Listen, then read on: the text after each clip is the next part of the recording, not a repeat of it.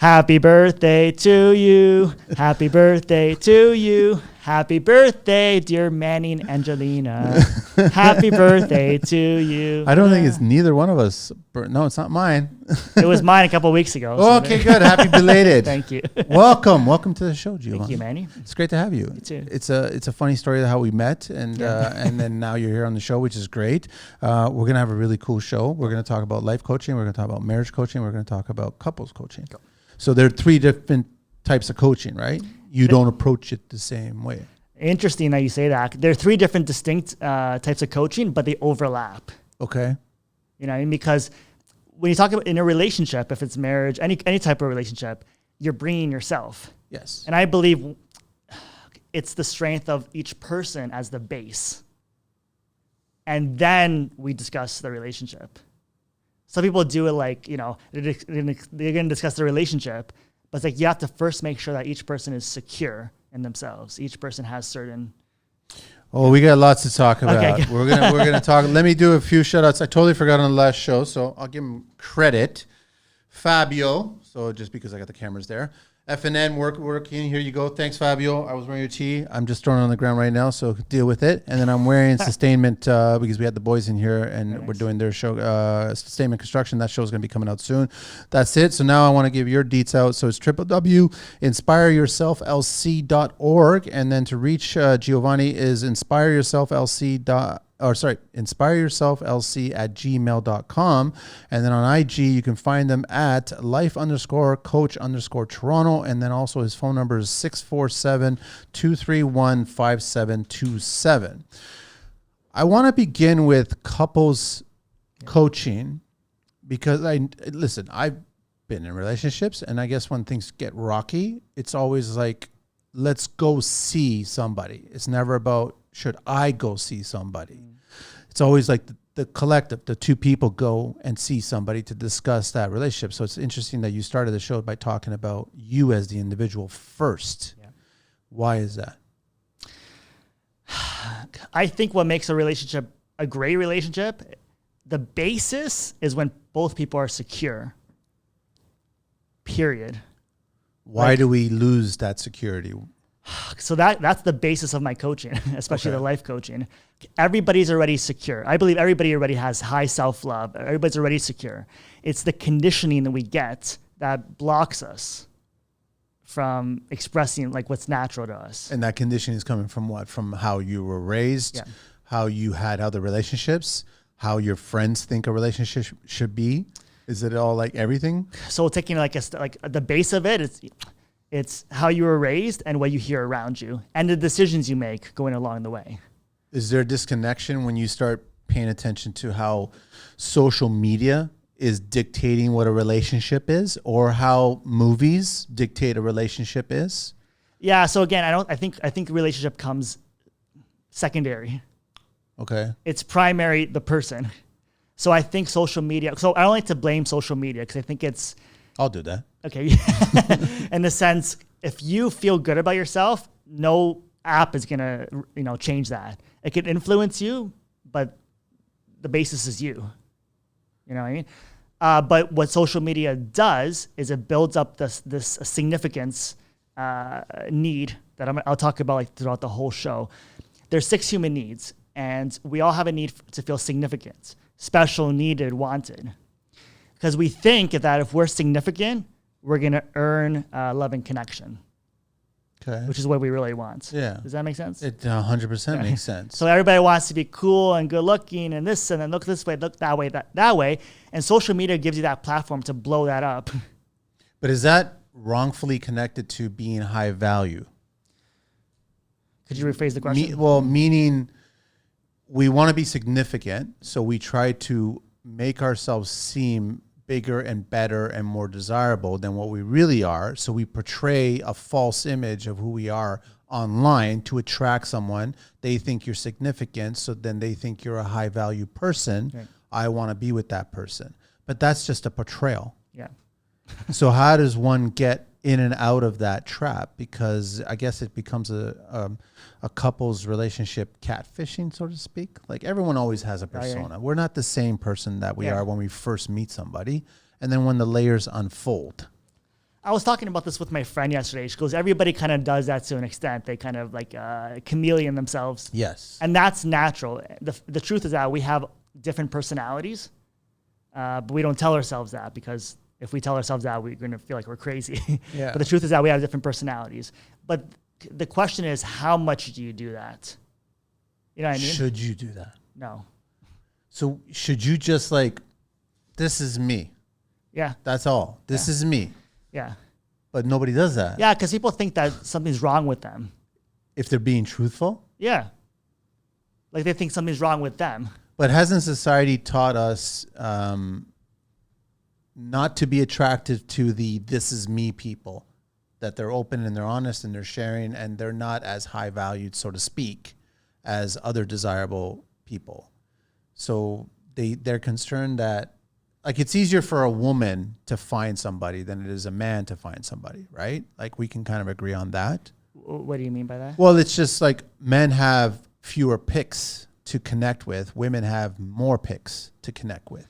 Yeah, that's true. Right? But are they quality picks? That's, I think, comes with age. You start realizing all those things that were so superficial when you were younger and you're just starting to date have no value or meaning when you get older, when you want to start to connect, right? Like I've gone through this. I mean, in the 20s, you go through a certain type of person you're related to, you're connected with. Then as you grow older, you're like, all these little things that I added value to mean shit to me now. I do not care about. Like me personally, and I'll share this, is that if you can't communicate with me, whether you're a man or a woman, whatever, I lose interest in you. Yeah. If you can't like carry a conversation about, I'm not saying that I want to be confrontational. I'm not talking about, let's have some really dynamic conversations about political and all this. I'm not talking about that shit like that. I'm just talking about what are your interests, whether how you grew up, where your family is from, what made you as a person, like why do you like this? Why do you like red M&Ms instead of blue M&Ms? Like shit like that. Like what makes you unique, right? So it's just like, I only eat Hershey Kisses or Maltesers. That's all I eat, right? So it's like there's thousands of different kinds of chocolates, but those are the ones. Why? Why is it that I go to those ones? So when you get older, those stupid details that we were so hung up on, they're not there. Yeah, 100%. In your 20s and 30s, you're more focused on significance, especially your 20s. Yes. And then you kind of try to bring that into your 30s. So in your 20s, it's the guy that's, working hard. He's, making it big in a business, in his suit, making money. He's the man. He's working out. He wants big muscles and whatever, like that, like for the significance part. And then the girl, she's dressing a certain way, and you could go to a club and just see it.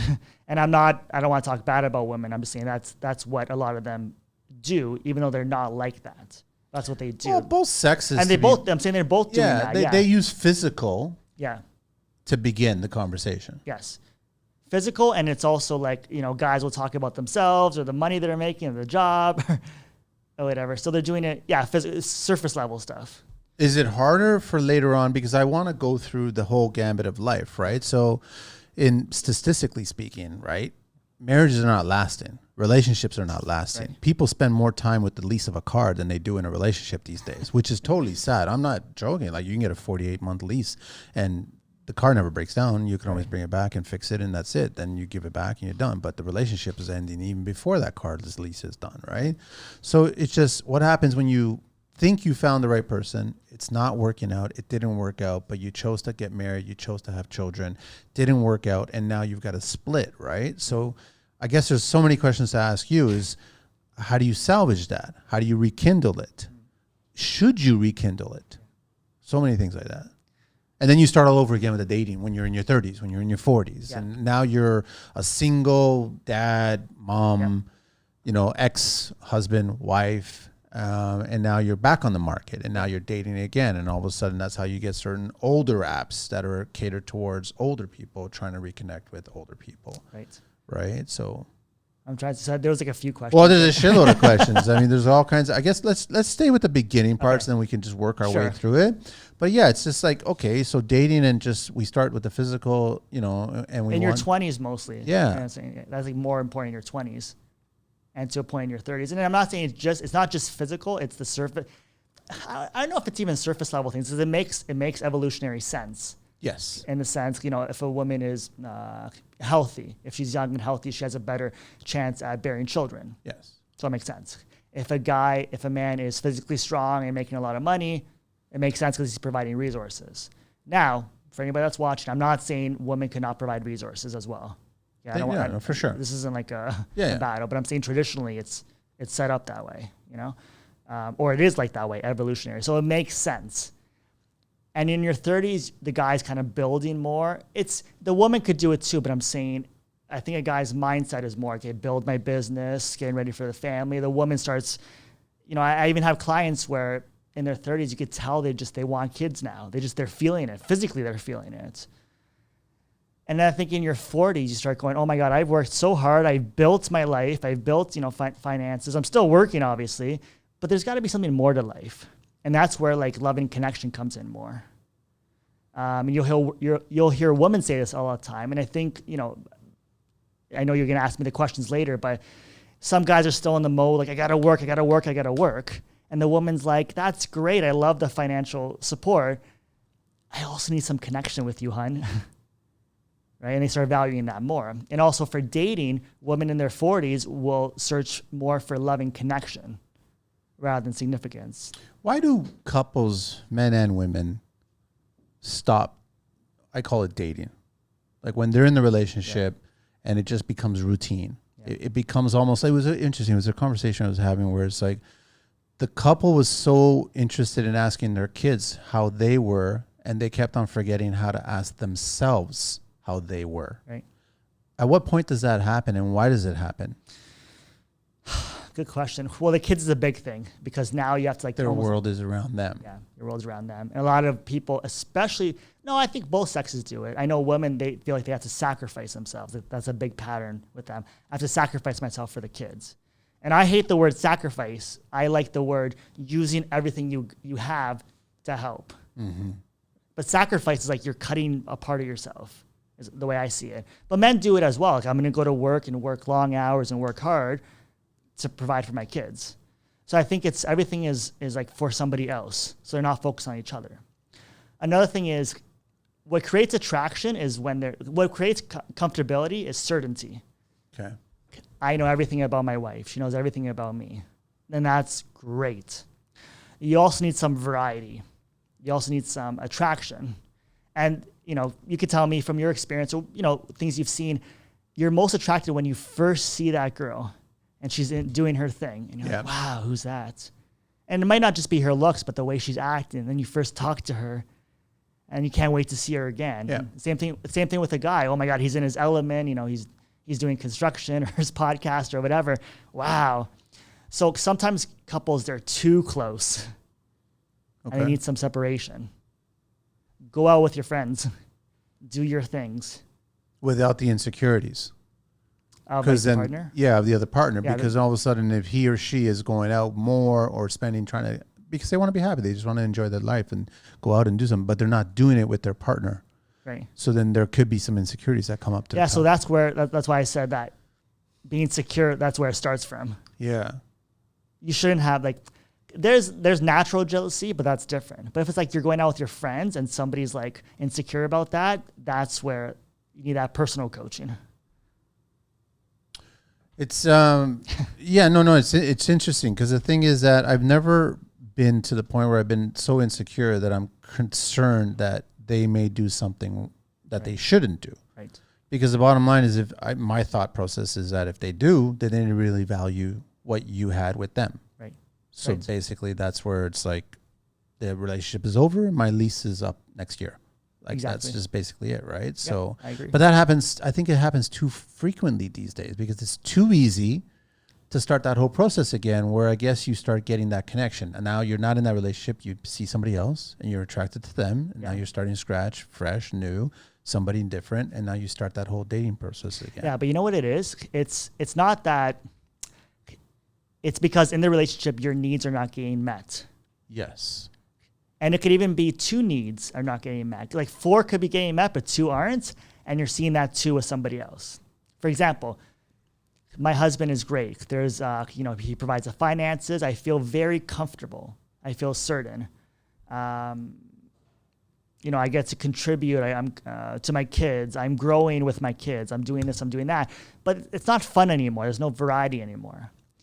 Someone comes along and they're energetic and there's variety. All of a sudden they're like, oh, because they're yearning for that. That's what I've been missing. That's what they've been missing. And I don't think it's that, I don't think people want to cheat. I don't think people want to leave a relationship with somebody who has good traits, somebody they love. They don't want to leave it. In my opinion, but they need to meet their needs. And they're not getting variety from this guy, and this guy's getting more and more boring, or even the girl, even the woman's getting more and more, stale. So what is the basic reason why someone would cheat? It's because of that. Their needs are not being met. Their needs are not being met, yeah. Whether you're a man or a woman, Yeah. it's just your needs are not being met. So that's where it goes back to all of a sudden you have a life, you start a marriage, you start a family, everything is about other people and not you, and then you realize my needs are not being met. Yes. So now it's time for me to cheat. But why not speak to your significant other and go, listen, my needs are not being met. It's as simple as that, as cheesy as that may sound. Is that stupid to say that? Yeah, no, it's not. Okay. The basis is to always communicate Yeah. in an open, honest way. Some people don't feel comfortable communicating, which is such a pity. And that's what I help some people with, because they've been taught that if they share vulnerably what they're thinking and what they're feeling, they're going to be shut down somehow. They could have got that from their parents, Especially men. Yeah, and I think that's what this podcast is also about today. Yeah. Men can't, be vulnerable. They can't say, I miss you. They can't. That's bad. Why not? Society? Yeah, it's such a stupid belief. I even have trouble talking about it. I have a funny feeling that as much as I never really saw it between my old school parents, they may not have said the things that were attached to the marriage, like the needs, but I think that they would have felt it. You know what I mean by that? They just didn't voice it, you're saying? Yeah, I don't think they ever voiced it. Yeah, I don't think that, my parents were not romantic people that per se. They wouldn't say, I miss you and all this other stuff. But I think just by old school way of being in a marriage and that old European mentality of how you're a team. So it's like the other person is an extension of you. So they would have felt the needs between the two of them and not express verbally the needs between the two of them. But that doesn't go on today, does it? I don't see it. What doesn't go on today? Like feeling the needs. And acting in accordance to that? Yeah. I guess it's like, okay, it's, how do I try to explain it? I'm trying to explain it. So let's say you're living with somebody and every day is a certain way. Yeah. Like, especially if you're in a marriage and you have family and all this other stuff. Like Monday through Friday is a certain way. Saturday, Sunday is a certain way. And maybe there's something that's going on that's frustrating one or both or what have you, right? So whatever. Let's say for whatever reason, a tradesman comes home, takes his work boots off, and leaves it on a counter or something like that. And that's just a routine of what he does. It's cute for her in the beginning of the relationship because he was a tradesperson at that time, tradesman, and he did that and she thought it was cute. Hardworking boots, hardworking man, hardworking everything. Yeah. But now that cuteness is not cute anymore. So she's wanting to tell him, don't put your boots on the counter. Right. But maybe one day he wakes up and sees her and how she reacts side-eye wise, you know what I mean? And then he just consciously doesn't put the boots on there. Right. So he's fulfilled her need without even saying it. Oh, and she's received it. So I think that's how the old school European parents were like. Right. You know what I mean? Right. And I don't think I see that today. I think today is almost like he or she or both would have to say, we need to go see a therapist. We need to go see a coach. And I'm like, all I really want you to do is just not put the boots on the counter. Right. But I didn't want to tell you to not put the boots on the counter. You know what I mean? Yeah. There's a lot of nonverbal communication in a successful relationship. Yes. That's where I'm going with it. And you're saying like nowadays people don't pick up on that? No. Good point. I don't think so. I'm not the expert. I'm just basing it off of my own relationships, right? So it's like there's things that I've done that I've caught that I feel that I understand, and then I stop doing it, right? Because I'm like, okay, that's pissing them off. So then they would notice that, okay, well, and then they bring it up later, which is always an interesting conversation, right? So they're like, okay, I really like that you did that, and I noticed it. Yes. So that's you feeling the needs of them. Right. I also think communication is always best because sometimes you're doing something that you think helps, but it's not. 100%. So that's why communication on both ends. I would say something like, okay, well, you could just remove the boots, but if it's like many things, it could be, honey, I'm noticing that, you're not really liking this. I just want to make sure that, okay, awesome, I'll take it off. Right? And she'll be like, thanks for noticing that kind of thing. So sometimes we do actions like that, and sometimes it works and sometimes it doesn't. But communication, it's always clear. Because I guess when you get older, it's like you can technically always say, I've never had a successful relationship.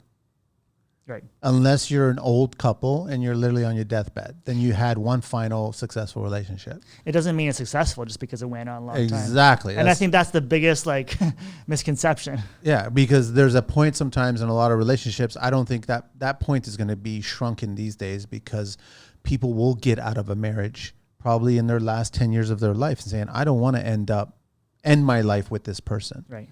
Right. So it's like, you can't ask another person what's a successful relationship because technically speaking, I've never had one. Even the relationship that I'm currently in, it may not last, which then again becomes an unsuccessful relationship. Yes. Yep. But you still learn your lessons from it. Yep. So it's like, how do you make a successful relationship? By communication. That's a part of it. Okay, and what are the other parts? Because communication doesn't mean it's successful, but at least everything gets on the table. So you say either, okay, this direction or that direction. It could be that that's good. We figured out we're not compatible. Yeah. That's why communication is important. What are the other? I think it always starts off with yourself and being secure. I always say for myself, I will only date somebody who's secure, period. And I mean overall secure. I mean, we all have our little things. It doesn't mean you have to be, a piece of steel or whatever. No, I'm just saying, like, even I might have my things or whatever, but I'm saying overall secure. Being able to communicate, being able to trust, being able to, be with each other. So many people, they're either like anxious towards it. Oh my God, like me. Or some people, when they get close, it's so weird. They back away.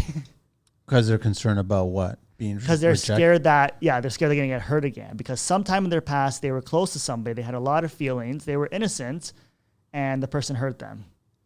So now they've connected subconsciously that if I get close to somebody, I'm going to get hurt again. Mm-hmm. Some people even have a pattern where sometimes they're anxious and sometimes they back away. So they're anxious, like me, but if I get too close, it's too scary. Another pattern I've been seeing I've got 2 high school friends that I occasionally speak to. Neither one of them is with somebody. Right. And they've clearly just told me that their concerns about financial destitution, I guess. What does that mean? Being involved with somebody and they're independent, they've done well for themselves, and all of a sudden if they get partnered with somebody based on laws, they could lose quite a bit of finances if it doesn't work out. Yep. So they've chosen, and now they're in their 50s, they've chosen to be single. Yeah. And it doesn't look like they're going to be with anybody. Yep. So, I mean, I questioned them and I asked them, and that's what they first said to me. It's like, listen, I don't want to lose my house. I don't want to lose my investments. I don't want to lose my car. I don't want to lose any of this shit. Yeah. So they've chosen to be alone. Yeah.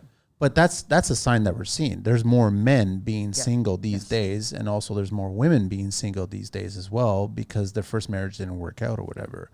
So is that pattern just going to increase? Is that good question? I've seen that a lot. I mean, when my friend talks about how, based on his experience, and I think just in general, so many women have screwed him over. And I've seen this where, a guy gets divorced, they lose half their stuff, plus all the legal stuff. It's because traditionally, men are the breadwinners. So that's why it's set up that way. But then you also hear a lot of women that were screwed over by guys. It happens. It's both ways. Yeah. Maybe not always financially, but it's screwed up emotionally or screwed over emotionally. So everyone's going into a relationship already with their backs up. Yeah. I think most people, yeah.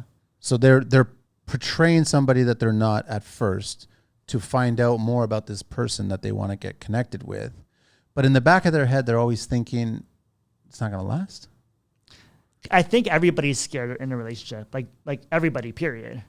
That's where the trust factor, because I could love somebody and they could cheat on me or vice versa. I think everybody's scared. But I think people are scared to the point now where it's like they don't even want to get into a relationship. So then they just become into like, I don't know. Like, yeah, I'm an independent woman. I'm a boss babe. Or a guy says, I don't effing care about these, beep, beep, beep. Yeah. Or whatever. It goes both ways. And it's sad, but it's true. Like, it's true. And that's why I think relationships are life, no matter what you say. Relationships are the most important part in life, I believe. They taught you. They teach you.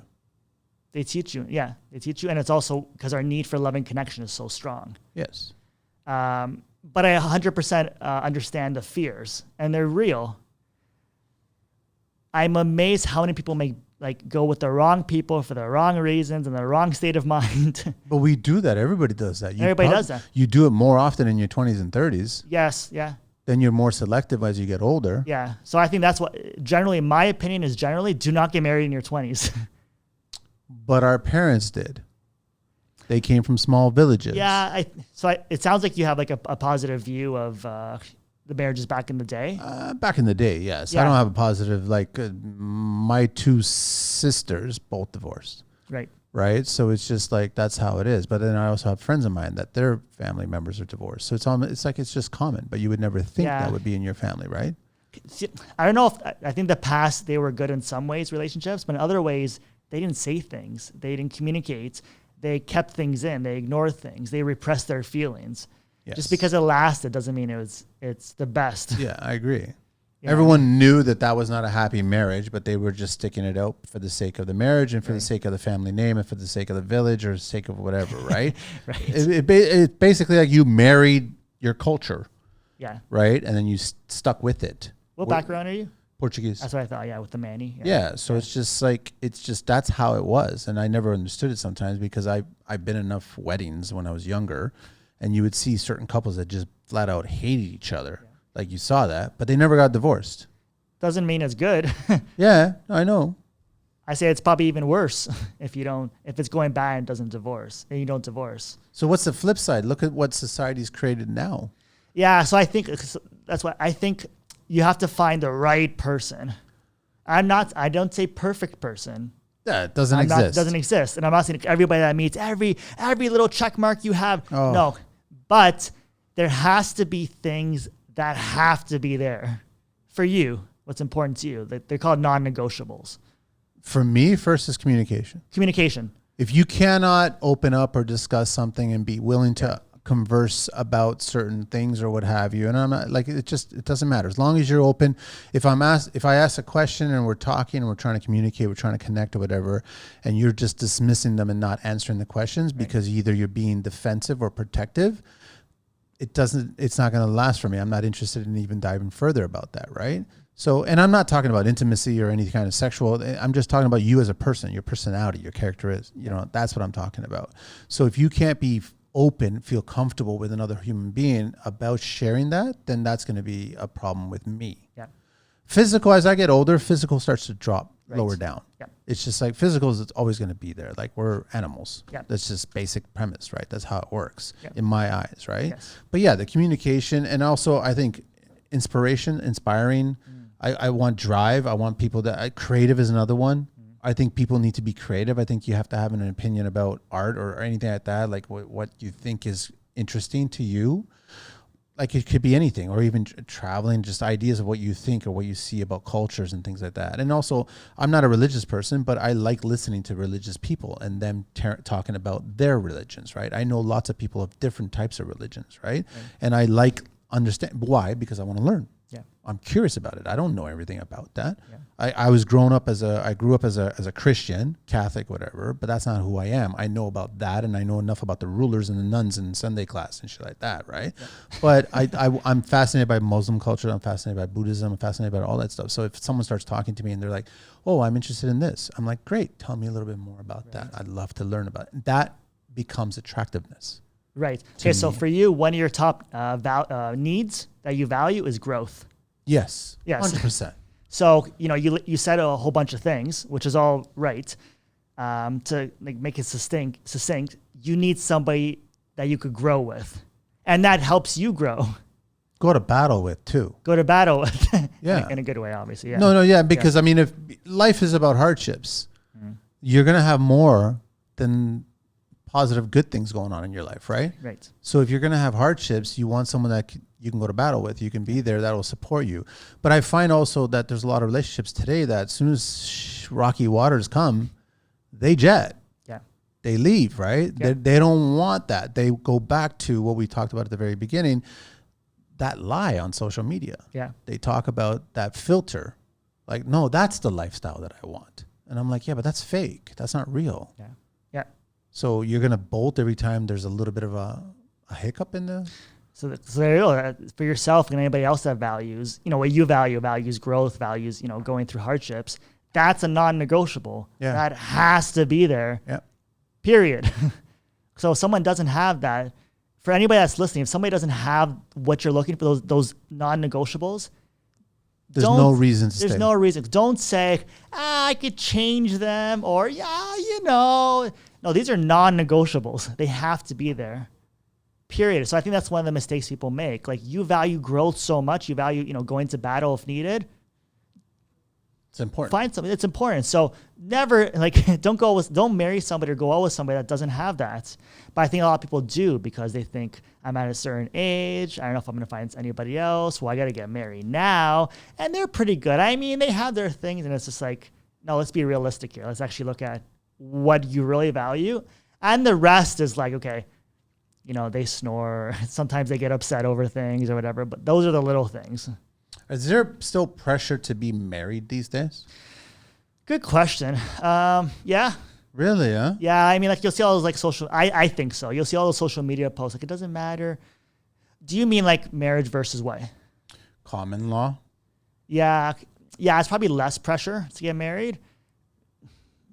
I think it's still there. It's still there, huh? Yeah. Is that still there because their circle of friends? I think it's a biological thing. Like, are you going to connect? Are you going to get married? And... There's plenty of people that get married, and that's when the relationship starts to go down. Right. Yeah, my personal opinion is that I don't see the reason to get married. You could common law, you could live together, you could do everything the exact same, but I think the marriage is like, oh, you're committing yourself to each other, but not really. You're just making it like, if something happens, it's a document. It's a document. It's an expensive party and a document. An expensive party, yeah.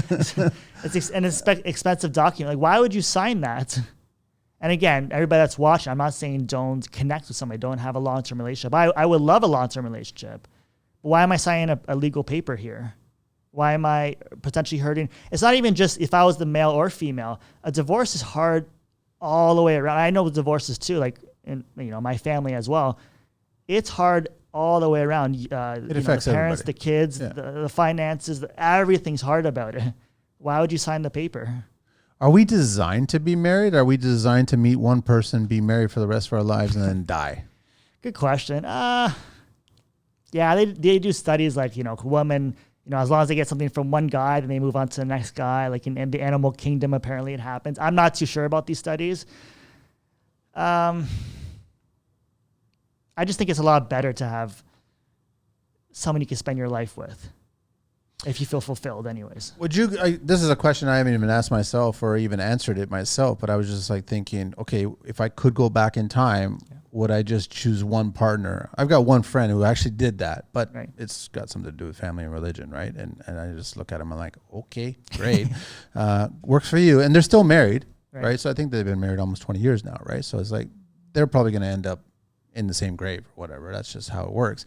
But if I go back in time and I'm thinking, would I have wanted just one partner? And I'm thinking, no, because I think you had to discover who you are and what these other people were about. And you can't be connected perfectly to another partner. Yeah. Like there's no way, right? Right. It's impossible. So then the other thing is that you change. Yeah. And I've always said this too to people that have reached out and asked me my opinion about relationships. I just said that you're not the same person. And you won't be the same person tomorrow, yesterday. So if you're changing and they're changing and you're not changing in the right direction, then obviously you're going to grow apart. But it also works so you can grow together. Yes. So that's why I wouldn't want to go back in time and just be with one person. You had to kind of go through all this struggle. Right. To find value in the person that you're with right now. But in the back of my head, I'm still thinking this may not last. We don't know. It may not. Yeah, it may not. Right? We don't know where it's going to go, Yeah. or maybe it will last and we'll end up together, Yeah. and that's it, right? You never know. So while you were talking there, you were referencing growth again. Yeah. Did you notice that? Yeah. That's why I said it's so important to you. Yeah. So I didn't give a shit about it in my 20s and 30s. About what, growing? I didn't think about it. No. I think it was maybe towards the end of my 30s, early 40s, I started realizing I'm done with the theatrics. Yeah. Like it's all just like theater to me, right? And now I want substance. Yeah. That's what I really want. That's what I find interesting. Yes. So it's just, then that's what you start looking for. Yeah. And it's not even that you're looking for it through physical. Yeah. You're looking at it through verbal communication Yeah. first. And then you start realizing, I want to get to know this person more. And then you're more interested in that person. And then you discover other things. Yeah, I totally agree with you. Growth is a massive one. That's why I say, my opinion is, generally speaking, you should don't commit yourself in your 20s, because your mind's not there, not even in your 30s. And what you referenced also was you grow with every relationship. Oh, hell for sure. That's exactly what happens. Kind of thing. So it's like, when I think back, I mean, I've had, the girlfriends I had, most of them were great young women. But looking back now, I wouldn't date them where I am now, because just some things just didn't go, just didn't jive. Yeah, that's probably. I mean, it doesn't mean they were bad people, but those relationships helped me like learn what I really want, who I really am, like you just said. So where do we get our grocery list of partners? Like, we get it from everything, right? We get it from our family, we get it from our friends, we get it from social media, we get it from movies, we get it. Is that where we get everything from? Like, I don't think someone sits there and go, this is the person that I want, and they check mark. Yeah. I don't think they do that. I think they're influenced. Good point. It's almost like an inception. It's almost like someone kind of went in there and they planted all these seeds of what the perfect partner is for them. Yeah. And then they go through life checking them off. And then as they get older with failed relationships, the list becomes smaller. Oh, I see. Yeah. You know what I mean? Yeah. Is that what happens? That's a good way of putting it. I was when you were saying, what makes somebody go, for somebody else or attracted to somebody else, it also depends on your values. Yeah. For example, if you value certainty, like familiarity, let's say you would go after a Portuguese woman, for example. But you're like, no, right? Oof, no. No.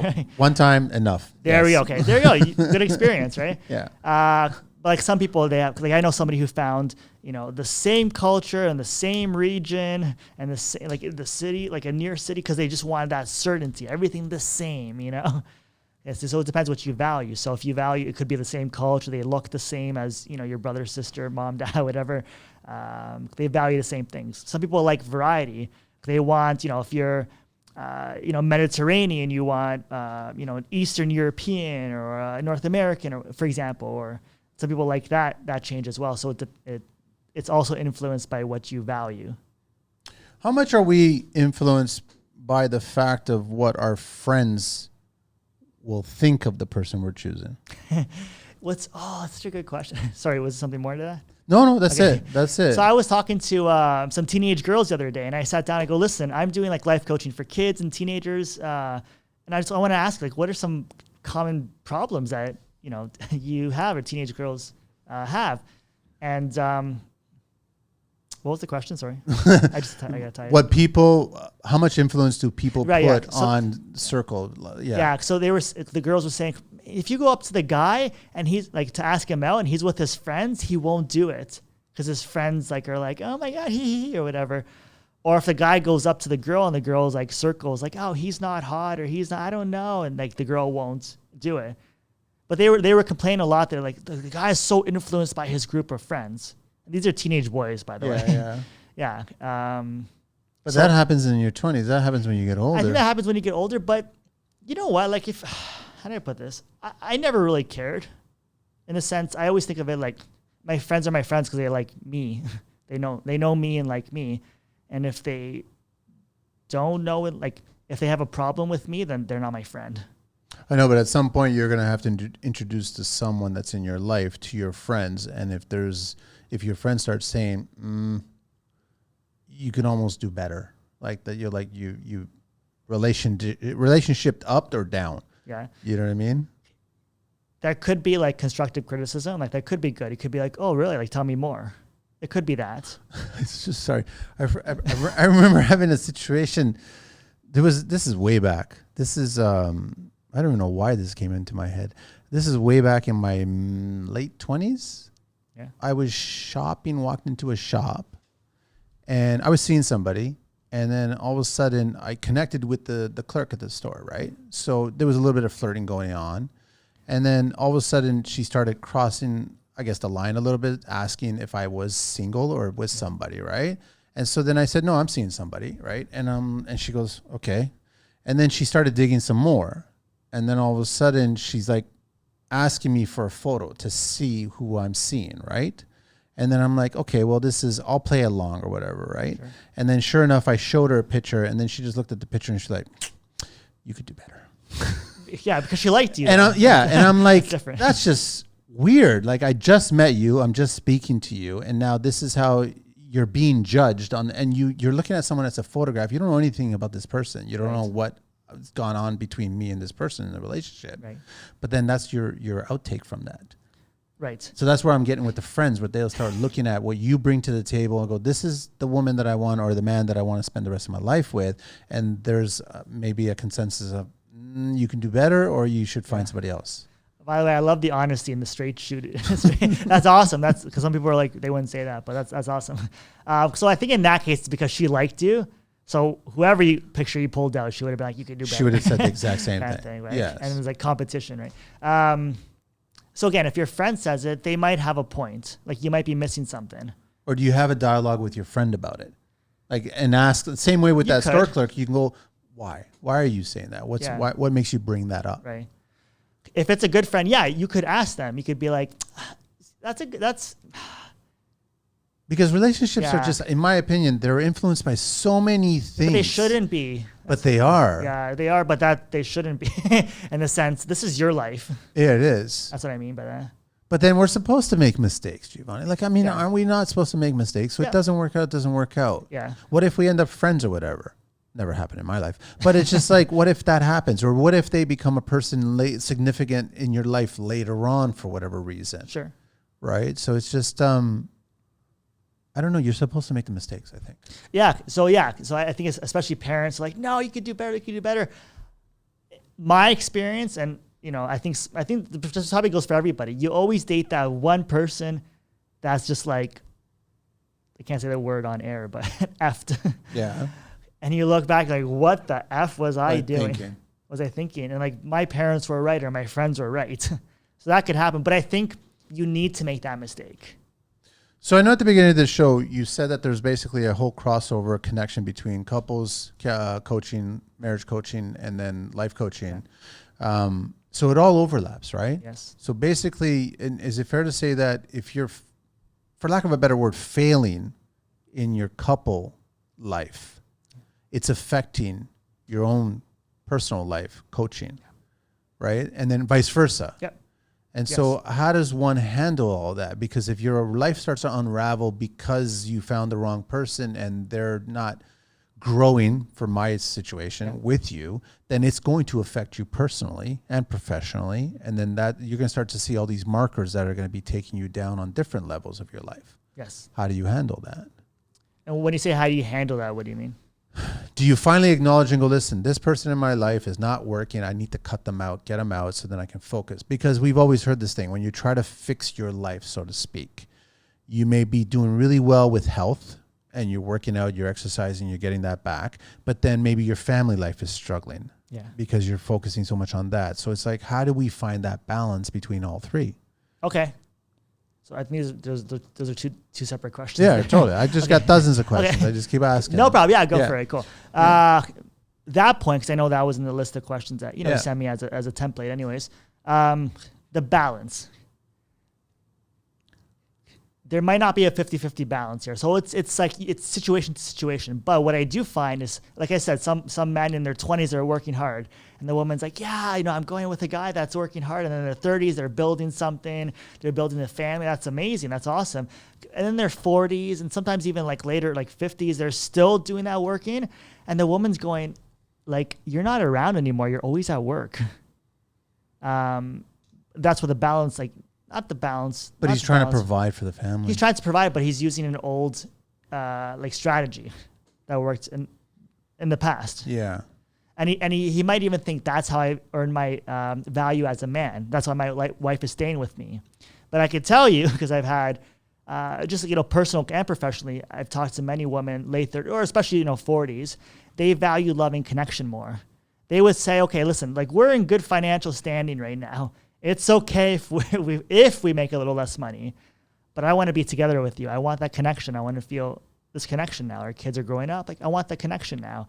And I think I said this before, women in their 40s, they start to value loving connection more in a guy.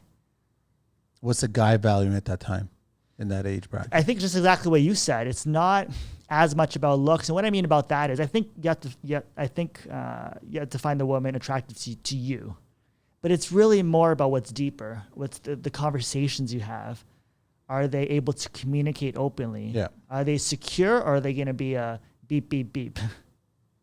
And this goes vice versa too, by the way. So then how does it okay, so you get a lot of people that are going through divorces and just, do you get couples coming at you trying to salvage the divorce, the marriage? Or is there a relationship that you're speaking to? And if you're speaking to them, I guess separately or together, you're assessing that you can't save this marriage.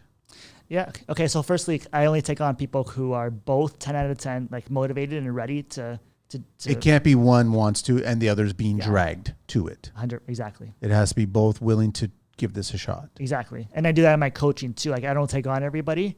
If you're not 10 out of 10 ready right now, that's okay. We'll talk again in a month. Do you give them parameters of what to focus on to come back? You should. Yeah, it's pretty clear. Yeah. Okay. Yeah. All right. Yeah, it's just like they're just not 10 out of 10 motivated. There's a part that goes, and I go, okay, well in that case, it's best that you don't work with any coach at this time, because you're not going to get the results. So how do you salvage that relationship? If they both come to the table, they're both committed to making this work again. They just want to know how to make it work. That's where you're coming in. So first, one question to answer one of your questions is, some marriages or some relationships, they're not good, and divorce or separation or breaking up is an option. It's just like in a business. Sometimes a business is not working, and you've tried and tried and tried, and it's just not working. And sometimes it's you have to change the business. Yep. Kind of thing. So there's nothing wrong with that, in my opinion. You just might be on two different paths in life. How to salvage it? So I have the couple in front of me. The couple in front of me. And I'm working on the relationship and them individually at the same time. Okay. It's almost like double the coaching is going on. Because again, they both have to be secure. That's the thing. So if I notice one or both of them they're too anxious, or they're, avoidance, or they're, both of them, or they're just this and that, they're yelling, they're this, whatever that is, I have to work on them individually. I have to turn to them and work on them and then work with the next one and then bring it together. What do you begin with? You begin with the individual first to find out what they are looking for. And the individual first, and them being secure. Secure. Yeah, because that's where you can now. It's like having a base for construction. It's like having a base. Yeah. And then you can now go from there to find out, okay, what's going on. And I can tell you, I don't play favorites. I don't support the man or the woman. If the woman's bashing the guy or the guy's talking bad about the woman, I don't say, oh, I agree with you. Like, it's like they're both doing something here. It might be, however thin you slice it, there's always two sides. It might be even 80% one person, 20% the other person, but there's something that's going on. And I can actually tell you, sometimes the thing that's going on is they're just not connecting. But they've been married 10, 15 years. They've got 3 children. They have a house together. That could be worse. No, it's a lot worse. But the thing is, they've done everything society's asked them to do, but they haven't done anything for themselves. That's the rat race that a Yes. lot of couples get into, no? Yeah, so that's a really good point. I feel so passionate about this when people like do things for society. I hate it. I hate it. I can't stand it. It's like you're trying to keep up with the Joneses and you never stop to think about yourselves Yeah. when you should have been. We thought about ourselves all the time in our 20s. Like we're completely selfish in our 20s when it comes to relationships. So why is it that we give up that and then we give into society's requests and now we're trapped? Yeah, good point. So I think in your 20s, the selfishness you're talking about is the unhealthy selfishness. Oh, of course, 100%. Yeah. I'm talking about healthy. I wouldn't even say selfishness, but if we want to, for lack of a better word, healthy selfishness. So what that means is you know who you are and you express who you are. You're not doing it for mom, dad, society, this, that. So when I say someone becomes secure, I don't give them anything. I just help them remove the blocks that are keeping them from being themselves. Let me give you a statement that I've shared with married couples, right? That fucking hated me saying this, right? Because they have kids, right? And I don't have kids. Right. But I remember saying this once or twice to them and they just didn't like it. And I just said to them that having kids is the most selfish thing a human being can do, right? And then they would start to rise their temperature. And I said, calm the fuck down. Just wait a little second because there's a second part to that. And I would say, but raising those kids is the most selfless thing a human can do. You have the children for immortality's sake. You have it because that's the only way you can live on. Your cells are in that person and that person's cells are in you. And you're continuing your family DNA. And so when you're gone, this person is representative of you and your family, right? So that's the most selfish thing that you can do. But to raise that person properly and raise them as a good soul, good heart, good person, that's the most selfless thing you can do. Yeah. Would you agree with that? Because that's kind of like at the beginning, you're doing it for yourself and for society. But then at the back half of it, you're doing it for them. Okay, so I'm not sure if everybody does it for for society. Yeah. Well, that might be part of it.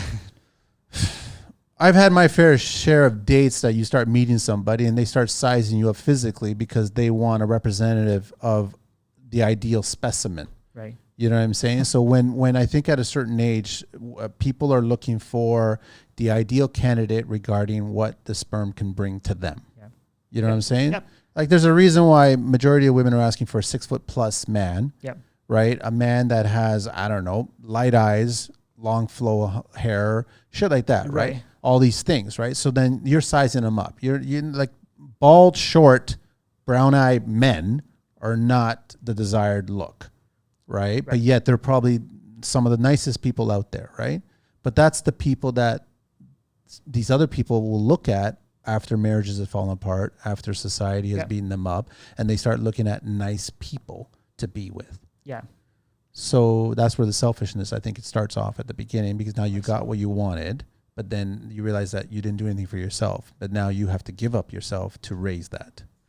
Yeah, so if you're doing it for society, that goes right back to people do so many things for society, this, that, and they're so disconnected from themselves. And that's what insecurity is. Yes. Because now you're starting to play this significance game. If I get someone who looks this way, who makes this amount of money, and that stuff is important, but if that's like your number one thing, you're playing the game with yourself, you're making decisions based on that, and then you're hitting your 40s, usually in your 40s, and you're going, what the F was I doing? Are young people growing up faster? No, opposite. Really? Well, okay, it depends what you mean by that. Like superficially, people yes. People in their 20s. People superficially, yes. Really? Well, isn't this like clear? I'm asking. I'm just asking. Yeah. I agree with you. I see it the same as well too, right? So I always hated when, like let's say my parents or grandparents would say, no, this generation, they're this, that. Every generation says that. Every generation says that. But I really do think, and I'm saying this as a concern, like the Gen Zs, which is something like, I forget, something between like ages 15 and 28 right now. Okay.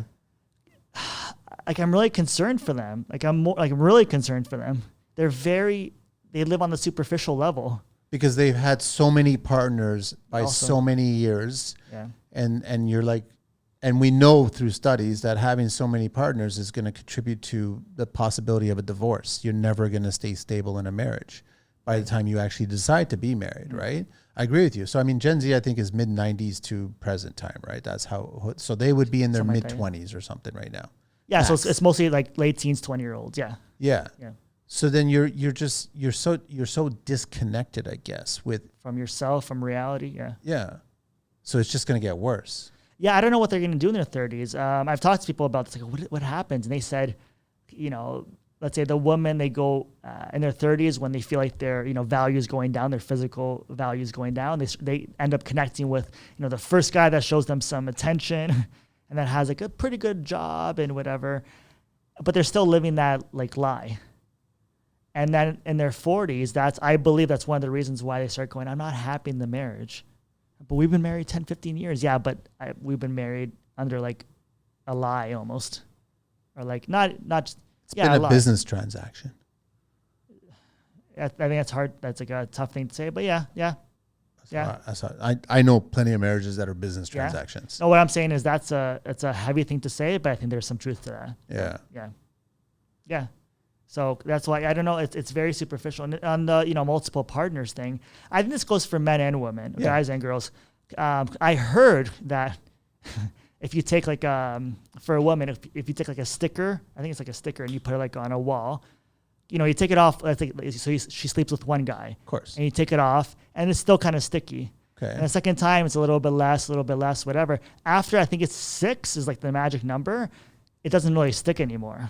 Okay. And what that means is like they have trouble pair bonding, is what the study says. What about men in that same situation? If you know what? That's a good question. Taking their sticker off 6 times, they'll just get a new sticker.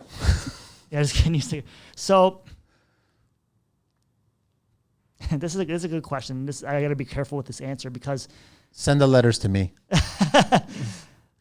I think with a guy it could be a higher number, because guys are built differently.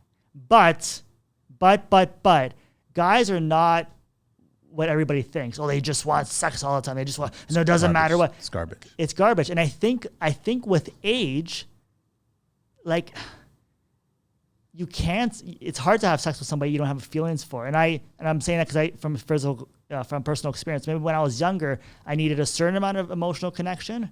Certain amount of emotion. I need to like them, connect with them, whatever. But if they were hot, okay, fine. Now it's like, if they're hot, I just can't do it if it's the first time. Like if I don't know them, if there's no connection, I can't do it. And you're shaking, like you're agreeing with that. No, I agree with you, totally. I think it must be an age thing. So guys are not these, pigs that would just do with anybody kind of thing, especially mature ones. Yeah, but guys in their 20s, I think, still do. In their 20s, yeah. Yes. And then girls, I guess, do the same as well, too, because they're still on that roller coaster of that physical. Yeah, but they're doing it for different reasons. Yeah. The girl's doing it for social status and whatever. Yes. And her body count, I've heard a girl's body count could be 20, 30, 40 guys. By what age? Good question. Like in their 20s? No. I believe most of it happens in their 20s and 30s, I'm guessing. I don't know. It was really weird. I was doing a job, and there was the Irish bricklayer crew. There was a couple of guys on the crew. They were literally sleeping with somebody new every single day of the week. Right. Through Tinder, right? And I was like, how do you, yeah. Do you even know what they look like or what their name? How do you do that? I don't understand and they literally are just going on dates, and it's like, is there a couch there? Okay, cool. Yeah. And I'm like, that's the definition of emptiness to me. Yes. Like if you're doing that on a daily basis with somebody different, two things. What's going on with the person that you're doing it with, and what's going on with you? Yeah. Because you're both destroying yourselves, in my opinion, you are. And you're going to have such a disconnect later on in life trying to connect with anybody, because that's your vision of what connection is. Right. And that's not connection. Seeing somebody and swiping them and seeing a photograph and then meeting them and going, okay, and then just going at it, that's not connection. Right. That's just you fulfilling a need at the moment. I don't know if it's, I know that need, but I don't even know. It's like it's so empty, It is. But they don't discover that until later on in life. I think this goes back to people are very scared to get into relationships because it requires a certain amount of feel insecure within yourself, vulnerability, trust, communication. Like it requires something. So I think that's what happens. So if I could just, F somebody, hey, I'm feeling good. It's almost like I could just go, it's like scrolling on Instagram. Yeah. You get a dopamine hit. Yeah. So, Jordan Peterson? Yeah. So I like some of his things. Let's say that. Some things he says. He said, a man sleeps with, 100 women. And he goes, that's not like something to take lightly, in the sense, like not every man could find 100 women to sleep with. Yeah, no, I'm just trying to wrap my head around that number, right? He has to have some kind of attraction to attract 100 women, unless they're all very low quality, I guess. But even so, 100 women. But he basically said the guy, he might feel like he's cool, or someone might think he's cool, but he's actually cheapening himself. I agree. Like, I think of it for myself now. I think of it like it sounds really like, what's the word, arrogant or whatever, but you have to earn me. And I don't mean earn like you have to be like, I'm not going to like, when I say standards, I mean, there has to be a connection. You have to be smart. You have to be secure. That goes for both sides. And that goes for both. Yeah. Yeah. I'm just saying, don't think guys are just like this. And the guys who do that, they're cheapening themselves, and you don't want to be with those guys. And you don't even want to be that kind of guy.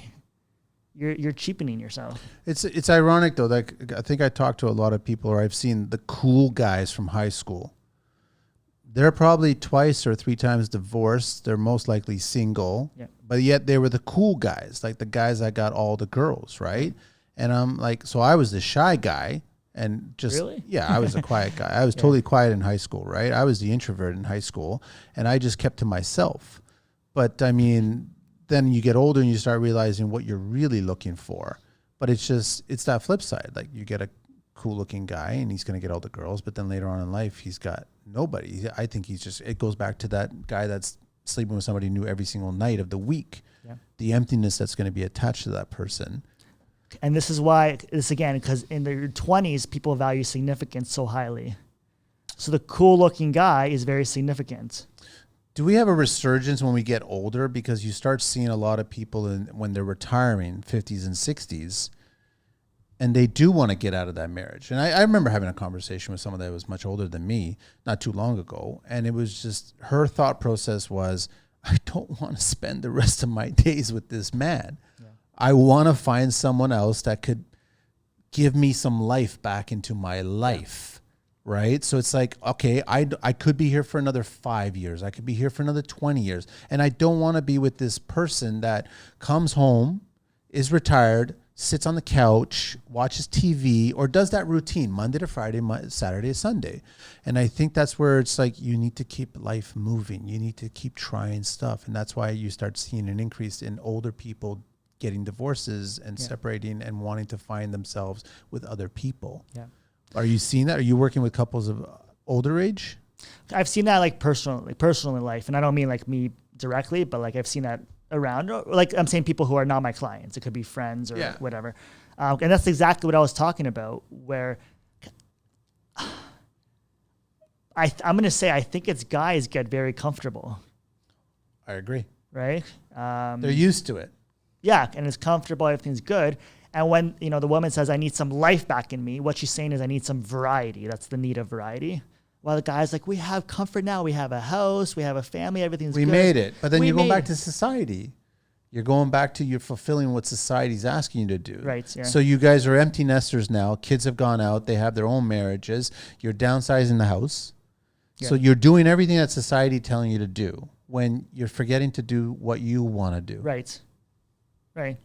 And you're not having fun anymore. So the good thing about you is like you value growth. So I see you always doing something exciting. Yeah, but it may not always please everybody, because what if you meet somebody that doesn't want to do that? They want that stability and security, and they just want to stay put and shit like that, right? Well, that's not the person for you then. No, of course not, right? Some people like that. But that's what you have to know yourself, and you have to know your partner. Don't lie to yourself. Don't say, apparently, like, for someone's top two needs, one of them has to be the same. Like if somebody values certainty so highly and someone values variety so highly, they're not going to click. They have to Yeah, both. that's a tough one. You know what I mean? Because one's going to be like, no, just, put your money in the bank. And someone's going to be like, we could actually grow something. We could do a business or. What are the 6 needs again? So the first one, this is a great question. So there's 6 human needs, and there's specific emotional states that we must and do experience 24/7, at least the first 4. Okay. Every action we take, any belief we have, any story we tell ourselves, it's because we've associated it to meet one or more of these needs. Okay. So the first need is the need for certainty. That's like security, comfortability. I have food on the table. I have money in the bank. These needs are applicable to anybody at any age. Anybody, any age, everybody in the whole effing world. Okay. You could use these needs for relationships, for business, for friends, for yourself, for personal, everything, because we all run on these needs. And we all do everything to meet our needs. We'll cheat, lie, anything to meet our needs. Okay. We don't have to, but I'm saying we'll do anything to meet our needs, not wants, needs. So the first one is the need for certainty, security, stability, comfortability. We need a certain amount. Like, we need to know our health is in good enough condition that we're not going to freak out. We're okay. The second need is the opposite need, which is the need for variety. Okay. We need change. We need something new, a new restaurant, a new book, or the excitement. Excitement. You need that. So I just saw right there, that's one of your top 2 needs, isn't it? Yeah, of course. I saw it. Yeah. So when I'm talking to a client, I can see how they light up when I talk about the needs. The next need is a need for significance, to feel special, needed, wanted. Like what you do has meaning. You have meaning. You're important to your partner. You're appreciated by your partner. Yeah. And the next need is, I think, our deepest need, which is loving connection. Okay. To feel loving, connected with ourselves and with our partner, friends, family, whatever it is. We need that connection. The first 4 we meet 24/7, no matter what. Even if you have to lie to yourself, we'll meet that. We'll meet the first 4. And the last 2 you don't have to meet, but when you meet them, you feel fulfilled. So the next 2 R's is growth. Okay. If you're not growing, you're dying. Yep. If a relationship is not growing, it's dying. Yep.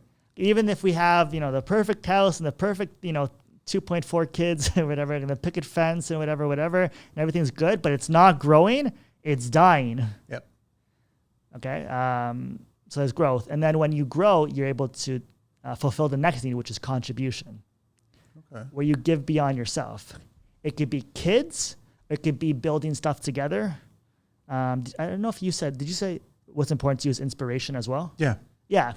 So let's say that someone you're with, they might say, let's help this organization. Yeah. Let's do this. Even this podcast you're doing, you're providing value. Yeah, you're contributing. You're contributing. Yeah. I agree with all 6 of those needs. Right. But it doesn't matter what order they're in, but you're saying the first 4 are a must. The last 2 are not necessarily. Yeah, a must in the sense we always meet them no matter what anyways. Okay, got it. Last 2 we don't have to meet, but when we do, we're fulfilled. So in a relationship, the best relationships are when the person feels all their needs are filled at 8s, 9s, and 10s. Okay. I feel very secure in my relationship. We have so much fun, so much variety. We're always doing something new, something exciting. I feel like I matter. I feel like there's so much love and connection. We're growing all the time. We're doing this, we're doing that, we're growing, and we're contributing to each other. Or we're contributing, we're having kids, we're building, it could be business or projects or whatever. If you're meeting those needs at high levels, nobody's going to leave that relationship. No. But both people have to feel that way.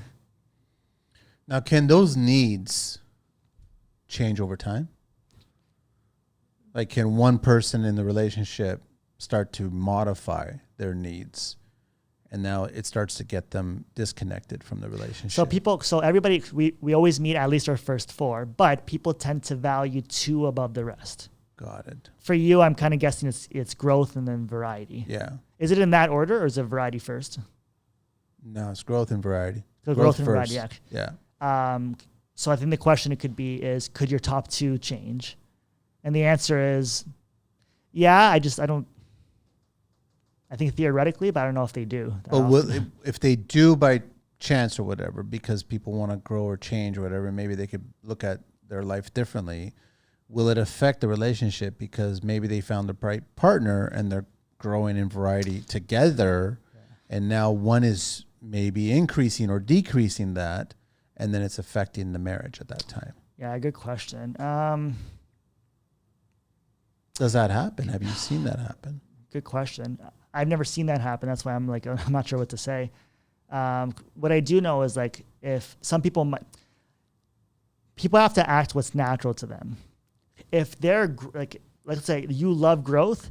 If I see you in 10 years from now and you're like, I don't really like growth anymore, I would feel like there's something you're not aligned with your natural essence, like your natural. I know, but at some point when I get to a certain age, growth is not going to be the number one. It's maybe variety is going to become the number one for me. Or maybe certainty or certain. Exactly. Right? Like, eventually you keep on. I mean, good question. Yeah. You start in a career, you choose it, you grow it, you build it. Once you achieve it, then what you want to do? You want to, or I guess you grow in another direction. You grow in another direction. Yeah. Exactly. Okay. You grow in another direction, because if that's who you naturally are, and that's what I'm all about. When I talk about being secure, I mean being yourself, and being yourself is what comes natural to you. So like I see you always valuing growth. Is it okay and is it safe to just, as you grow and you have scars of life attached to you? Yeah. I don't mean that in a negative. That you don't care as much about what others think of you. Yeah. Because now you, like you said at the beginning of this whole show, it's about you first, right? Yeah. So it's like, as I find that as you get older, you start to put yourself first back in line, right? Yeah. So then you're growing and you don't care. So it's like I don't want to go this way. I want to go this way, but we should go this way. Why? Well, no, just because this way makes me happier. So I want to be happier, right? Gotcha. So it's like you also grow and you find out that you want to have peace and happiness in your life. And so you're driven to go down those paths instead of what others are asking you to go down. I believe peace and happiness, whatever that means to anybody, whatever like that looks like to anybody, is being yourself. Yeah. Is expressing what's natural. Period. It'd be a lot more happier people if people would just take off the filter and just be themselves. Yeah, exactly. But they're too afraid because of society. Yep. Society, upbringing, all that kind of stuff. Yeah. And I know for you hate that because you're like, no, you got to be transparent. Yeah. Yeah. Because I understand your personality, because it's almost like for you, it's probably like they're like masking themselves. It's almost like a manipulation almost. Am I right? That's how I look at it. I know that's how you look at it, yeah. Yeah, like it doesn't make any sense. Who gives a shit about, okay, so whatever, you got no makeup on. I don't care. It doesn't bother me. Like it doesn't. Yeah, I think because we want to feel significant, because what we really want is love and connection. But I say live, and again, this is like a basis of my coaching, live out of love and connection. That means live out of passion, live out of yourself. So whatever answer you're looking for, you're driven to love and connection. So whatever question you're asked or you ask, the answer has to gear you. Love and connection. It has to, yeah. Yeah, that's why I think is the basis. I agree. I totally agree. You know what I mean? Yeah.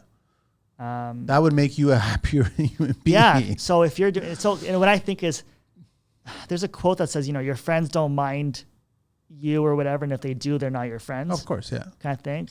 And I think you could count on one finger, maybe in 2 fingers, how many close friends you actually have. It gets even smaller. As you get older, it gets less and less. Exactly. Yeah. Right. You only need one partner, kind of thing. So when you start living yourself, your true friends and that real partner, it's going to become very small. And it might even take time to find that person, but it's worth it. So if we're inevitably on that path to go that way, why do we care so much what so many people think?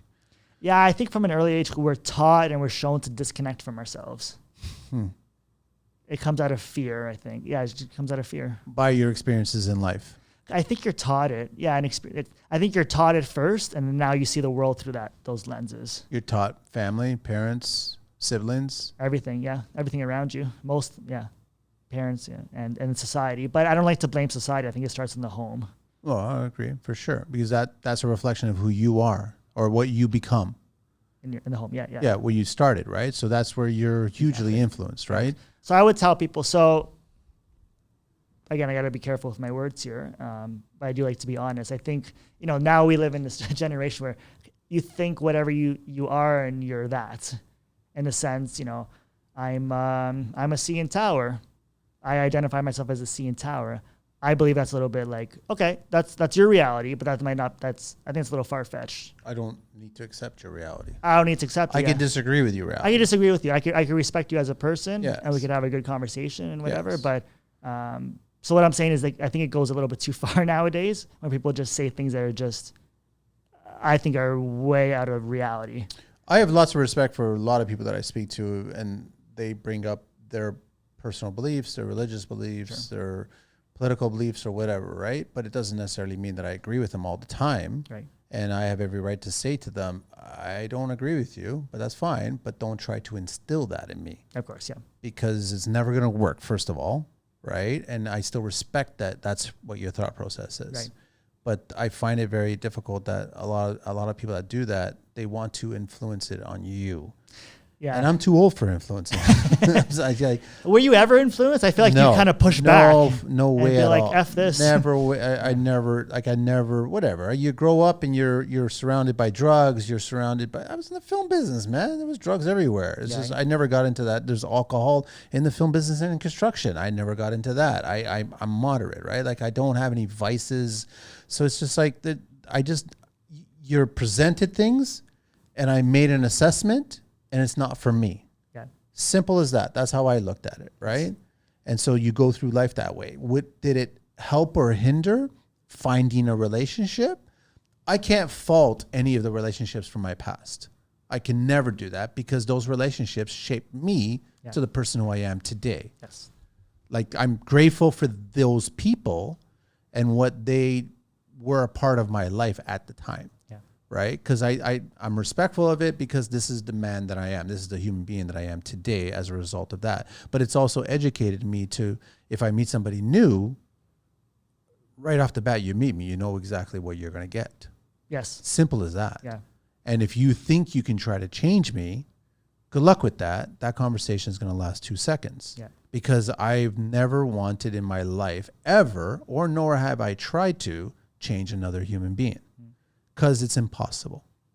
Yeah. You are who you are based on everything that we talked about, that this is what you became as a human being. So for me to come along and I just met you and I go, you know what, you should change this about you. You should change this about you. And I'm like, good luck with that. That's never going to, not with me as an individual, right? So it's just, and then the relationship ends for whatever reason. And I'm like, okay, well, that's the red light, green light. Yeah. Simple as that, right? Am I cold and callous? I don't think so. Nope. I don't think so either. I'm on my way to connection, love, and connection. I'm on my way. I want to find that. So obviously, if you're trying to change me and we're not connecting, there's no love and no connection here. Right. So I'm not interested in going down that path. I'm going to go down this way. Right. I agree with you. That's the standards. I wish I knew that in my 20s. That'd be amazing, man. That's why we're here to. Yeah, anybody watching this today. Yeah, exactly. So I was saying that, I think nowadays sometimes this, whatever you identify with is who you are kind of thing has gone, in my opinion, at least a little too far. Of course. But, what was I going to say? If they want to, by all means, enjoy. Yeah, and that's the other thing. I'm just, I guess my reality, like my perspective is like, okay, like that's just a little too far for me anyways. But the point is you define yourself in the sense you be yourself, whatever is actually natural, like however you naturally are. If you value growth kind of thing, if you're a straight shooter, if you like to, break a few eggs to get to the, if that's how you naturally are, be that. Don't let, like, I don't know why you would listen to anybody else and you don't, but I'm saying, I think that's the number one thing to grow, for all kids to know, teenagers to know, people in their 20s, be your effing self. Be yourself and you'll find the right people. All the rest is fluff. Is it cheesy, Giovanni, to say if you just be yourself, the right person will find you? Is that too cheesy to say? A little. No, I think that's part of it. That's part of it. Okay. That's part of it. I mean, you have to actually. Because you'll attract. Yeah. Like if you're just yourself. Yeah. Then that's what you'll attract. Yes. Right? It could happen that way, right? Yeah, when we say that's who you attract, we don't mean just sitting at home like meditating. No, I'm not saying that. No, I'm saying as you as an individual, you want to be honest. You don't want to be filtered.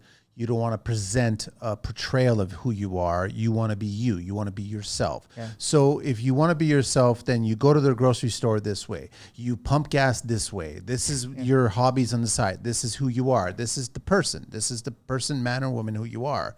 That inevitably a person who is supposed to be connected with you will eventually cross paths with you in your life because you're being yourself. Yeah. And most likely that person will also be themselves. Yes. And you guys will cross paths and then you'll connect. Yes. And then at that point, you start the part of a beautiful relationship, possibly.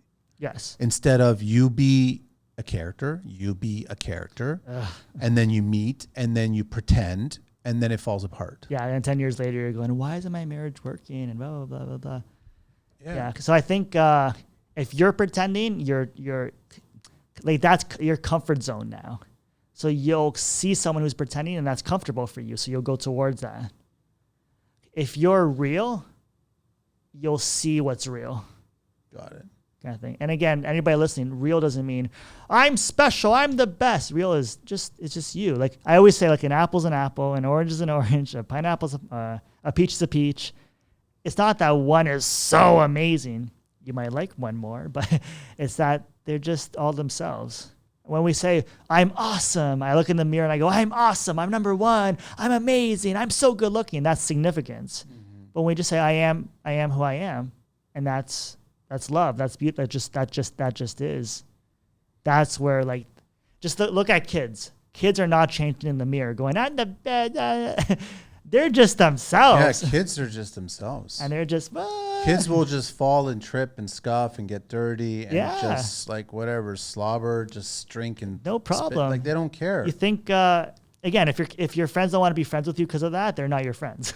Simple. Your friends would laugh with you if you fall on the ground, like. Yeah. So I know that we're going to get close to wrapping it up, but I know that we just scratched the surface here, Giovanni. I know you do a bunch of other stuff. Do you want to hint at what others talk, like if someone wants to reach out to you, what else you talk about? Because we just talked about relationship couples. We talked a little bit about life, but you also help other people do other things as well too. Yeah. So a big thing I'm kind of like promoting right now is if someone has an emotionally charged event, I help them get over it, and usually very fast. For example, a family member of mine got in a car accident some years ago. You know, it wasn't really bad, but it was enough that every time they got in the car, they were shaking. They were like a little bit. As a passenger or as a driver? They were a passenger. At the accident. In the accident, yeah. And so when they get into a car now, as a driver or as a passenger, it's the same reaction? Good question. So when they got in, this is a past. When they got in the car, I think as a driver, because they would always say, I need to drive to see my parents and whatever. I think so. I'm pretty sure it was, if I remember correctly, it was as a driver. Okay. They would drive, but they would be nervous. They'd be a little bit shaky. Now, based on, what you've heard about, people going to see all these professionals, whatever, how long do you think it would take for someone to get over an event like that? I remember getting into an accident when I was younger, and it happened in the morning, and by the afternoon, I was on my motorcycle riding again. Okay, because you love variety and growth. Because it happened, I survived, I was good, and then I got back on. That's interesting. And my mentality was like, just get back on the horse. Right. Simple as that. Right. But I mean, that's for me I'm making it as simplified as that, but other people I've seen that. I've seen people be in my car and they're kind of really tense and they get a little nervous, right? It's not that I'm an aggressive driver or anything like that, but other people are different in different situations. So I have no idea how long it would take. Right? So some people, like you hear them talking to like professionals for months, really years. You haven't heard this before? No. I talk about the event again. They tell me to do what's it called? Like exposure therapy, where they get into the car, they drive for 1 minute and then 2 minutes. And then, the next day they drive for, 2.5 minutes kind of thing. Like they're trying to they talk about the accident over and over again, what it means to them, all that kind of stuff. The thing is, when you have an accident like that, it happens at the subconscious level, where you get scared at the subconscious level. And your subconscious is telling you, don't get in there because last time you almost died. You have to address at the subconscious level. So what the tools I have is there's NLP, you know what NLP is? No. It's neuro-linguistic programming. And what Okay. that means is it's waking hypnosis. Okay. What that means is I'd have to like do it to really show it, but you kind of picture things in a certain way. It's very simple. You do it with your eyes open. There's no, voodoo stuff. I don't believe in that stuff. There's no there's no hypnotizing. Can you do it now? Like, is there? I could. It might take at least 5 minutes or 5-10 minutes. That's fine. We got time. Okay. Yeah. Yeah. Okay. Yeah. Okay. So is there an experience where, and if Angelina wants to come in as well, is there an? So what do you want? Like a traumatic experience? So I don't deal with trauma as a life coach, but an emotionally charged experience. Emotionally charged experience. Where every time you think about it, you just either get really nervous or upset or. See, there really isn't. Like, for you, yeah. well, no, because I guess I've gotten over them. That I wouldn't be triggered by it, I guess, if I brought it up. So it'd be difficult. But I mean, for example, like a car crash is one, I guess, or maybe a near-death experience, right? I've had plenty of near-death experience. And then what I did to solve it was I just got back on the horse sort of thing. I've had friends of mine who've had motorcycle accidents, like bad motorcycle accidents, survived, never been on a bike ever again. And when I've been in 3 motorcycle accidents, and the first thing I did when I got my bike back is I got back on the bike. I had to get back on the bike, right? And it's the moments like if I've broken a collarbone, if I damage something physically, as soon as it's healed, the first thing I do is start using it. Yeah. Because I want to make sure that it's still working again. So you keep on which is really weird because I guess that physical trauma or physical situation in my life, I just go front and center and attack it. But I guess if it's an emotional one, I confront it, I discuss it, I come over it, and then I'm done. But okay, wait a second. So when you were talking about emotional situation, I think you pictured something. You remembered it. yeah, but I'm also like I don't want to share that. Okay, yeah, so you know what? why. You know what? This exercise, you don't even have to tell me what it is. Okay, all right. And that's the beauty of it. Okay, all right. I wouldn't do it here if it wasn't. No, if it was okay. private. So when you talked about an emotional experience, I saw you remembered an emotional experience. Yeah, I went right to it. Yeah, yes. you went right to it. I saw that, yeah. Yeah. So we could do that. You don't have to tell me anything about it. Okay. Nothing. Do you want to do that? Yeah. Okay, cool. So, okay. So it's going to sound funny, but just work with me. Do it with me. The feeling, the representation of it, if it was a shape in front of you, what shape would it be? Well, the first shape that came to my mind would be a heart shape. Interesting. Okay, and this is like a negative, like it's an emotional charge experience that's like hurting you. It's not hurting me these days. No, it's not. But it's something from my past. Okay, because when you went to it, it was a little bit, I think. Yeah, okay. But I just like okay, so I don't That's know how better. you. That's better. Yeah. Yeah. So how do you want to do that? So you have to go into the feeling. I forgot to mention that. You have to go into the feeling, into the memory. Okay. Yeah, which I'm doing that right now, right? So you're asking me about a shape, and that's the first shape that I'm connecting with that situation. Heart? Yes. Okay.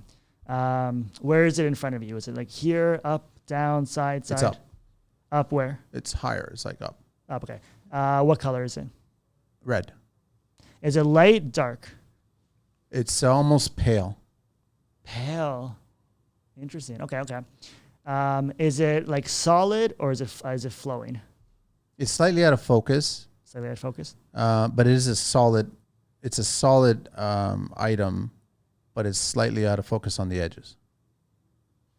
But it's a solid, so it's not moving. Okay. No. And you say so it's pale. Is it like light or dim? I wouldn't say it's dim. It's just pale. It's almost pale, like it's like a pale tone. Pale tone. Okay.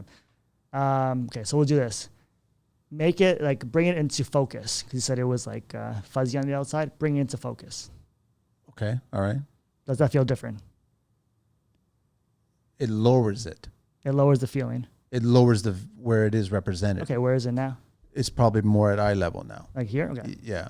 So like in front of you. Yeah. Okay. So it's in focus now. Instead of pale, what's your favorite color? Green. Green. Okay. So let's make it green. Okay. How does that feel now? It's confusing. Good. Okay. Good. Now you said it was solid. Let's make it like moving. The color is like moving inside of it. Okay. How does that feel? It's adding to the confusion. Good. And I'll explain why that's good after. Okay. Okay. Now, move it to your right. Okay. How do you feel? It's not moving anymore. Okay. Yeah, it's not moving anymore. How much are you feeling that feeling now? It's getting heavier. It's getting heavy. Okay. Yeah. So it actually might be coming up now as we're processing it. So stay with it. Okay. Go back to the center. Okay. How do you feel now? It's about the same. Okay. Move it to your left. It's gotten lighter. It's gone later? Yeah. Okay. Weight lighter. Weight. Yeah. Okay. Back to center. Okay. To your right again.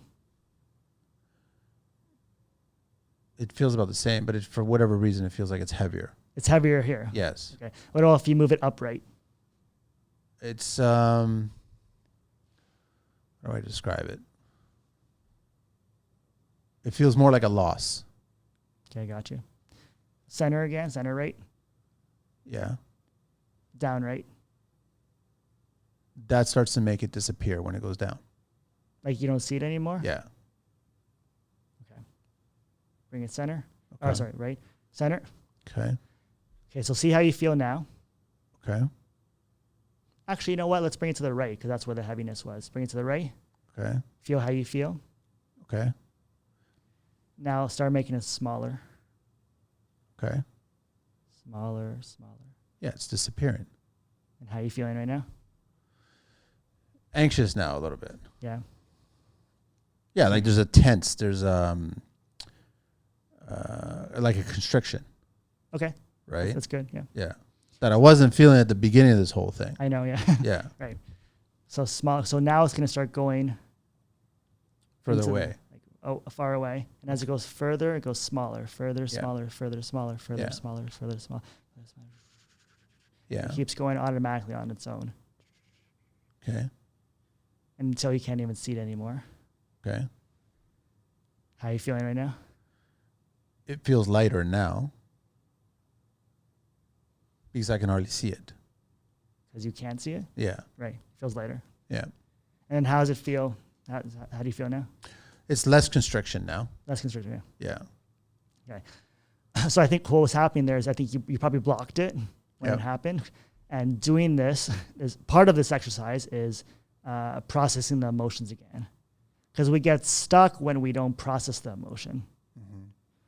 So I think what that did was process the emotion. That's why you were feeling it more. Let's bring it back now to the original. Let's bring it back Okay. and see how you feel.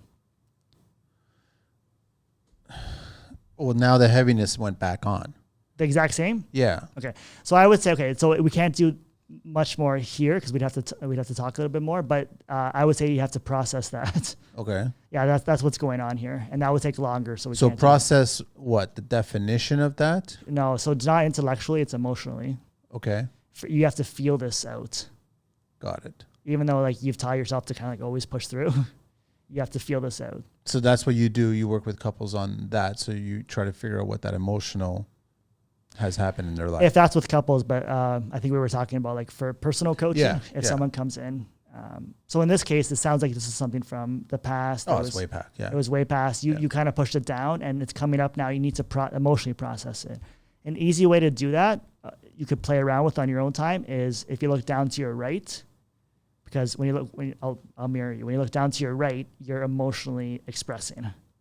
But then if you do it down to your And left, then down to your left, you're suppressing it. you're remembering the old, Okay. the old feeling. Those are called eye accessing cues.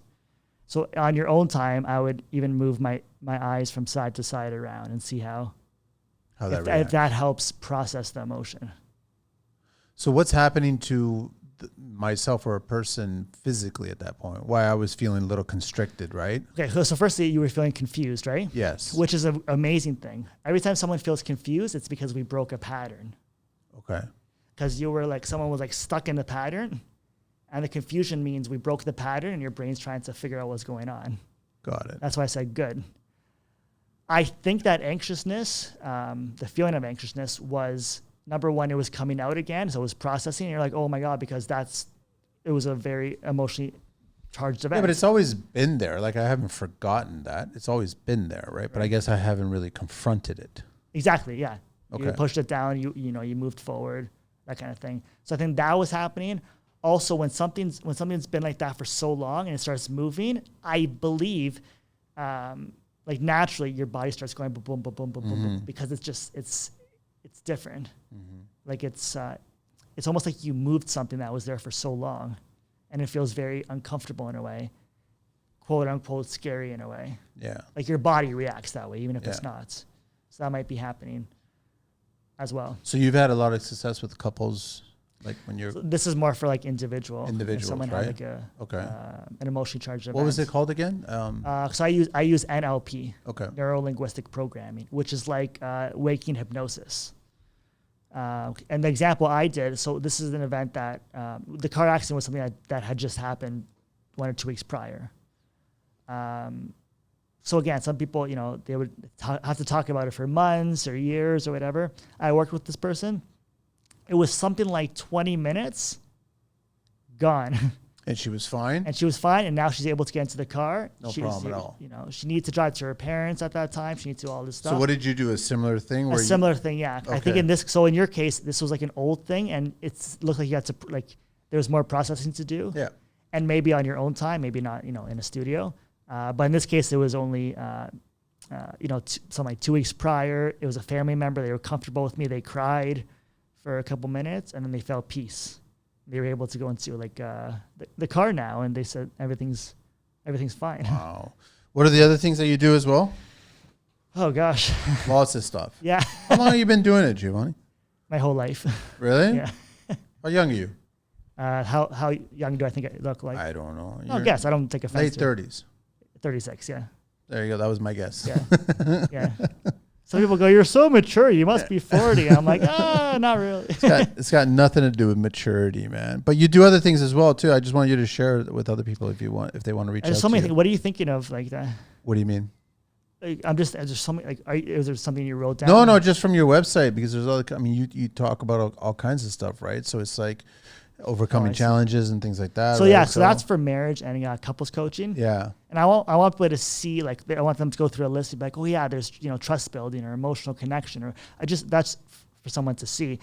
I'm really focusing now on marriage coaching and couples coaching, because I think if you're not happy in your relationship, you're not happy. Yeah. And I think that's an area that people, they might ignore themselves or whatever, but if their relationship is suffering, they're gonna come in. And I think relationships are so important. So that's what I'm really focusing on now. And for the life coaching thing, I bring people back to who they really are. So people call me when they're not feeling self-love. They're not feeling confident. Yeah. And they're not feeling motivation.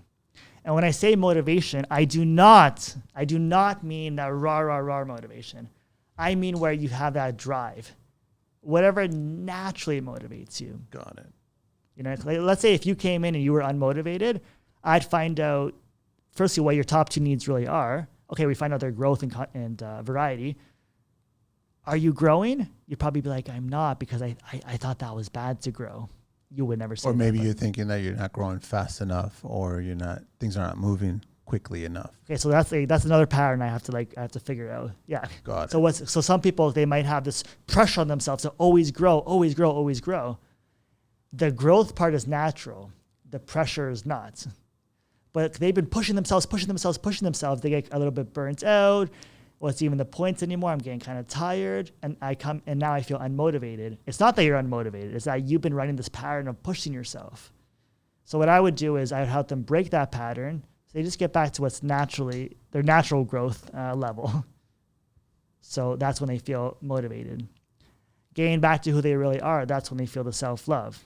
Getting back to who they really are, that's when they feel the confidence, because they know what their skills are, they know what their abilities are, and they could now maximize it. So like I'm really good at, I've studied personalities. I'm really good at pinpointing someone's personality. And I think you kind of saw me doing that here. Yeah. Someone points in, someone's personality. Like for example, like your, top cognitive function, it's called, is you like to get results. Yeah. Am I right? Yeah. Everything, like so much for you is about results. You'll organize things, you'll whatever, it's for results. Yeah. Right? You want to complete something. You want to get to the end. Yeah. Not everybody's like that. That's the thing. And I know that sounds weird. Yeah. It seems weird, right? But I got to find out what makes you tick. If results make you tick, and you'll organize things, you'll read things, you'll do whatever to make it happen, and you want to grow. And I bet you love to contribute to your clan, to the people closest to you. Mm-hmm. You're always trying to add value. So where's that come from, though? Does that start as a kid, or does that start like when do you realize that that's what you have, that you want to have results, that you want to achieve certain things? I think that's naturally, like that's how your brain works. Okay. I think you're always like that. Okay. If you express that, growing up or not, that's different. But and that's everybody's different. Yeah, but I bring people into how your brain works, how your personality works. You love results. You love helping your clan. You love adding value. You love building things. Yeah. Right? You're intuitive as well, right? I'm not disagreeing with any of the stuff that you're bringing up, man. Like it's almost the show's been about me and stuff like that. But no, it's great. I just want to let everybody know. So Sure. I mean, let me share out the deets before we do the 12 questions. So you're a life coach, marriage coach, couples coach, but you're all different kinds of coaches as well too, no? Yeah, those as well. So website is www.inspireyourselflc.org, and the email to get a hold of you is inspireyourselflc@gmail.com, and on IG it's life_coach_Toronto, and his phone number is 647-231-5727. You ready for the 12 questions? I'll change it up to relationships. Yes, instead please. of construction. What's your favorite relationship word? When I was reading these questions, they're so hard, but relationship word. You know what? The first one that came to me I don't even know what that would be. Really. was love, even though that sounds so sappy. Love, connection, love. Sure. Yeah. What's your least favorite relationship word? I feel the anger, but I can't figure out what the word is. Just failure? Or I don't know. Change. Like someone trying to change you kind of thing. What turns you on about relationships? Oh, the connection. The connection. What turns you off about relationships? The restriction of someone trying to restrict you. What's your favorite curse word? Can we say that? Yeah, of course, man. I don't swear that much. I don't know. Fuck. Yeah. What's your favorite vehicle? Anything in the world? My limo. Your limo? What's your least favorite vehicle? A tricycle. I haven't heard that in a I'm not a vehicle guy.